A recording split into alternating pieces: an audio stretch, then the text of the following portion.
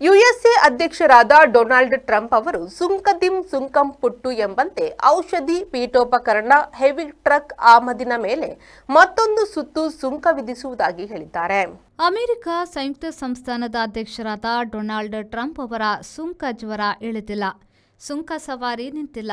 October 1ರಿಂದ ಔಷಧಿಗಳ ಮೇಲೆ 100%, ಅಡುಗೆ ಮನೆ, ಕ್ಯಾಬಿನೆಟ್, ಶೌಚಾಲಯ ವಸ್ತುಗಳ ಮೇಲೆ 50%, ಪೀಠೋಪಕರಣಗಳ ಮೇಲೆ 30%, ಹೆವಿ ಟ್ರಕ್ಗಳ ಮೇಲೆ ಆಮದು ಸುಂಕ ಜಾರಿಗೆ ಬರುತ್ತದೆ ಎಂದು ಹೇಳಿದರು.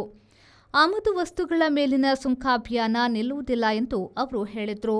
ರಾಷ್ಟ್ರೀಯ ಭದ್ರತೆಯ ಕಾರಣಕ್ಕೆ ಅಡುಗೆ ಮನೆ, ಕ್ಯಾಬಿನೆಟ್ಗಳು, ಶೌಚಾಲಯ ಸಾಮಗ್ರಿ, ಪೀಠೋಪಕರಣದ ಮೇಲೆ ಆಮದು ಸುಂಕ ಹೇರಿಕೆ ಅನಿವಾರ್ಯ ಎಂದು ಅವರು ಹೇಳಿದ್ದಾರೆ.